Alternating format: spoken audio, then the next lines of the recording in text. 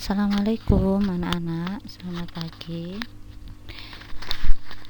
Hari ini kita sudah memasuki tema 3 subtema 1.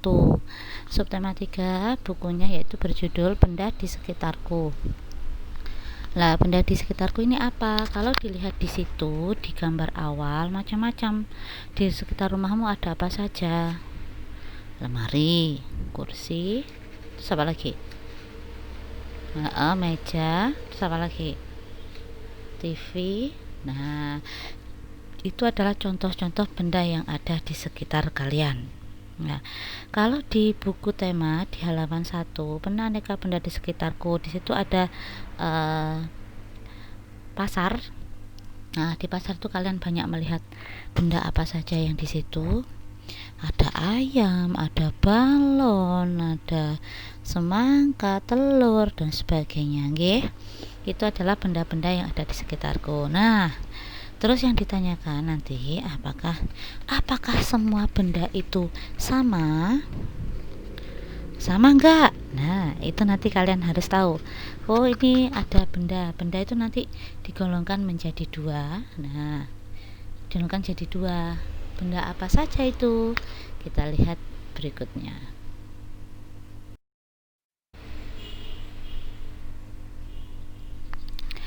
Benda menurut jenisnya dibagi menjadi 2. Yang pertama adalah benda hidup, yang kedua adalah benda mati.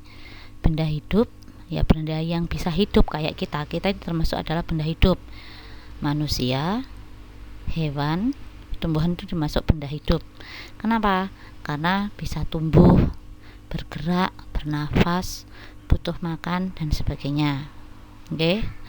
Oke, kita lihat ciri-ciri dari benda hidup. Mempunyai massa atau berat. Saman punya berat, saman ada beratnya enggak? Kalau ditimbang, nah, ada beratnya kan? Terus bisa bergerak, bernafas. Terus apa lagi? Ukurannya sesuai dengan usianya. Ukurannya sesuai dengan usianya.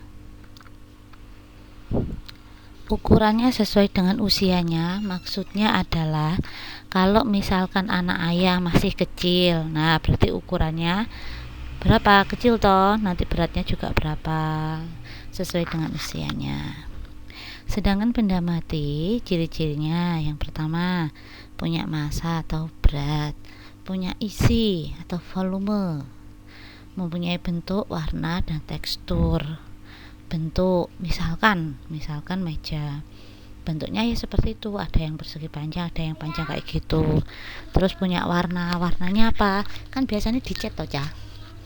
Nah, warnanya apa? Kayak pensilmu, warnanya apa gitu kan. Nah, itu misalkan pensil. Kalau pensil kalian kan gitu bentuknya panjang, nggih. Terus kecil. Nah, warnanya apa? Ada yang biru, ada yang merah, kan macam-macam. Kalau tekstur itu kasar, halus, atau licin, atau apa, itu tekstur, ya. Jadi setiap benda mati itu beda-beda teksturnya, Cah. Apa saja. Tergantung bendanya apa. Tuh.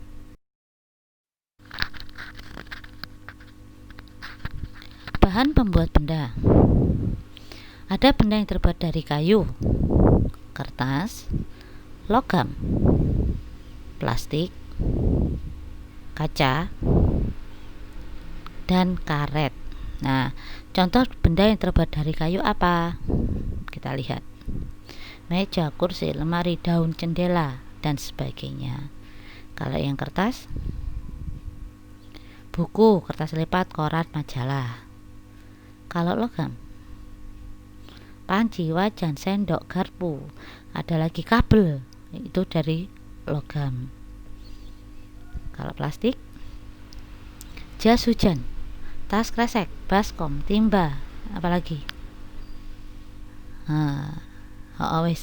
yang dari plastik ya. Terus ada dari kaca. Nah, kita lihat cermin, piring, mangkok, spion, dan lain-lain. Sedangkan dari karet, sepatu boot, sepatu yang tinggi itu loh ya, ban, dan sebagainya. Itu kalau dari karet. Mari kita lihat satu-satu persatu untuk sifat-sifat dari bahan ini ya.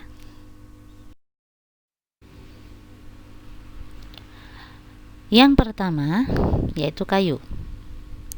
Sifat dari kayu mudah dibentuk, tahan lama. Tahan lama ini maksudnya untuk kayu yang usianya udah puluhan tahun ya. Misalnya kayu jati. Kalau kayu jati yang usianya lama itu kalau dibuat barang tuh tahan lama cah. Kayu jati yang tempo-tempo dulu, yang zaman-zaman dulu itu tahan lama. Tapi kalau yang sekarang nggak selalu tahan lama, nggih. Terus ada lagi mudah terbakar. Kalau kayu kan misalnya kena api sedikit gitu sudah langsung terbakar. Terus mengalami pelapukan atau mudah keropos. Nah itu karena dimakan nonol kayak gitu ya. Nah itu berarti mengalami pelapukan atau mudah keropos. Contohnya apa kita lihat. Nah kayak ini, kursi kayu, nggih. Jadi kalau tidak dirawat dengan baik, barang-barang yang terbuat dari kayu ini bisa rusak. Tapi kalau dirawat dengan baik, insya Allah akan agak tahan lama.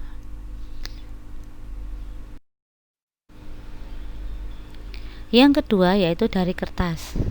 Kalian tahu kertas? Kertas bahannya dari apa? Kita lihat. Sebenarnya kertas itu adalah bahan pembuat benda itu yang berasal dari pengolahan kayu. Nanti di buku tema ada situ bahan kertas. Di buku tema nanti di PB berapa ya, Bu Umi lupa. Nanti ada yang berasal dari kertas. Itu kertas itu sebenarnya dari kayu yang nanti dihancurkan, yang berubah jadi bubur yang namanya adalah pulp. Nah, ini kalau salah halaman 22 PB3. Nanti di situ akan dibahas, nggih. Yang berasal dari kertas. Itu sebenarnya dari kayu. Pengolahannya dari kayu sama. Jadi kayu nanti diolah dulu sampai tipis, terus mari ngono cah. Kalau sudah, terus dibuat bentuk kertas. Contohnya itu.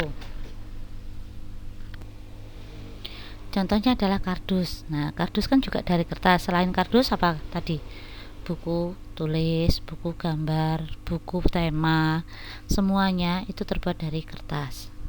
Sifatnya, sifat dari kertas yaitu ringan, mudah dibentuk, mudah terbakar, mudah rusak, sobek atau basah. Nggih. Sobek kalau kita menggunting atau apa kan cepat sobek. Terus mudah basah kalau terkena air karena menyerap air. Sifatnya adalah menyerap air. Oke. Itu sifat dari kertas.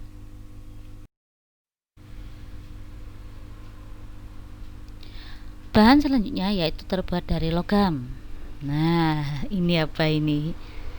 Yang tahu siapa? Betul, ini adalah panci. Nah, panci digunakan untuk apa?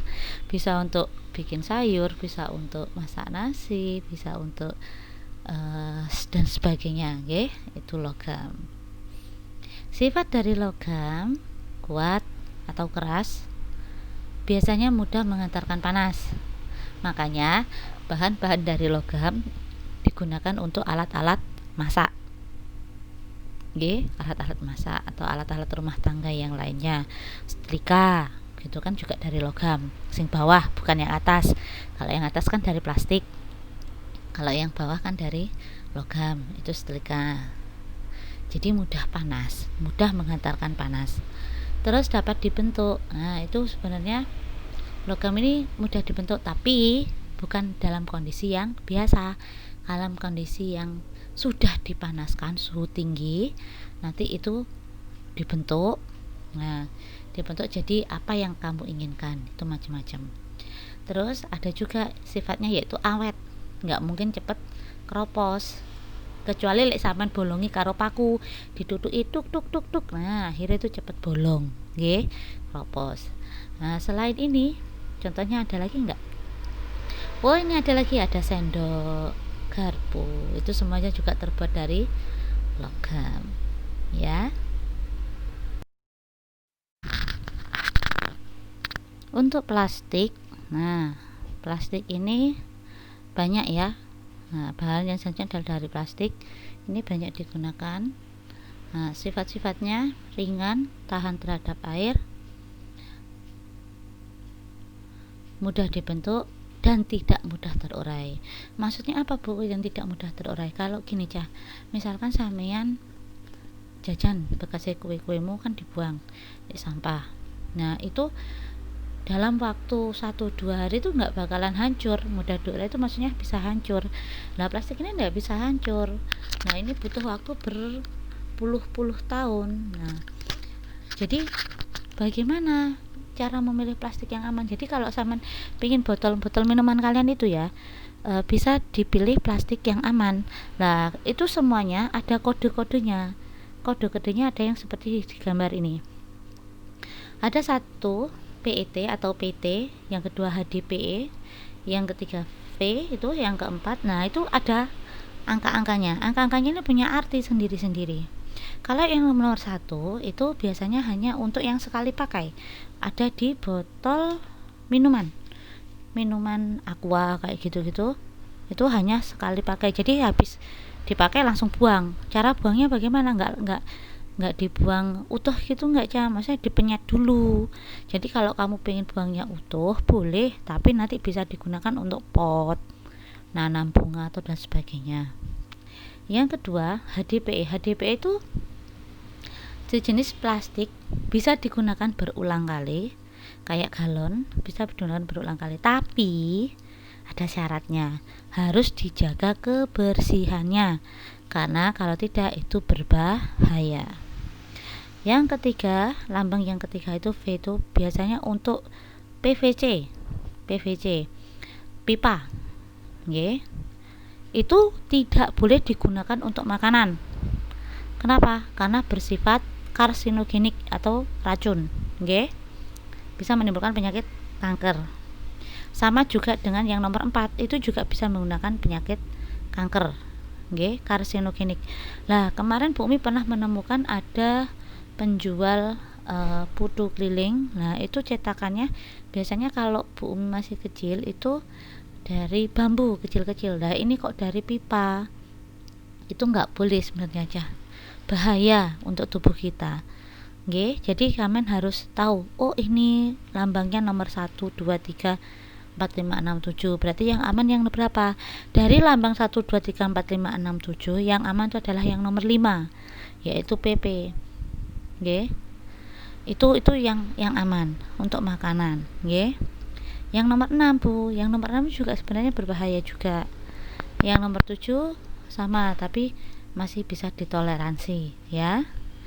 Nanti untuk yang lebih jelas silakan kalian browsing di Google, ada keterangannya di situ masing-masing, nggih. Kalau pengen tahu, Bu, berarti yang aman yang nomor berapa? Nah, itu nanti ibunya biar juga paham. Jadi nggak asal beli tempat makanan, wah pokoknya apik dibeli, tapi nggak tahu ternyata kodenya cuma 1. Nah, rugi kan? Nggih. Selanjutnya adalah bahan terbuat dari kaca. Sifat-sifat dari kaca dalam mudah pecah, terhadap air, dan tembus cahaya. Tembus cahaya artinya gini, kalau kamu taruh di luar ada cahaya matahari, kelihatan nggak yang bagian dalamnya. Nah, itu namanya tembus cahaya. Contohnya apa? Nah, ini contohnya toples, gelas, piring, dan sebagainya. Oke?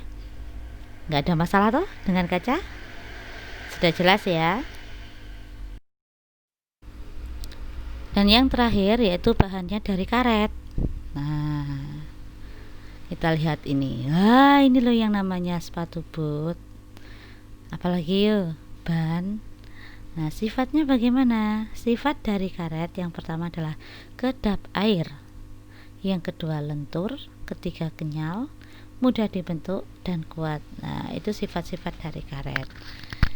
Nah, kalian sudah mempelajari benda-benda yang ada di sekitar. Ini untuk sub tema 1 ya. Tema 3, sub tema 1 sampai 6. Jadi penjelasannya ada di sini semua. Nanti kalian untuk selanjutnya tinggal membaca penjelasan-penjelasan yang lain. Dan untuk selanjutnya, kalau yang berkaitan dengan matematika, ada media tersendiri yang akan Bu Umi share berikutnya. Oke, terima kasih. Assalamualaikum.